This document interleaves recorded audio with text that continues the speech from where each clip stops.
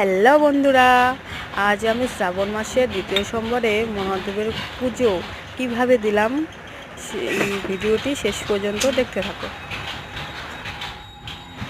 আর বন্ধুরা, like comment share করতে ভুলো না যেন।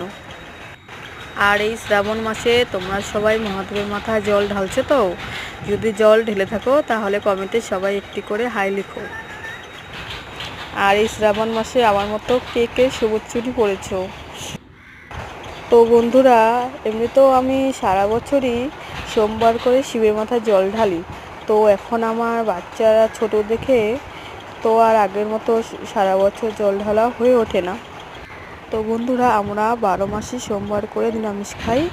আর এই বছরে শ্রাবণ মাসটা জুড়েই আমাদের নিরামিষ চলছে। আমার মতো তোমরাও কি সোমবারে নিরামিষ খাও? তো বন্ধুরা, এবার আমার পুজো শেষ হওয়ার দিকে।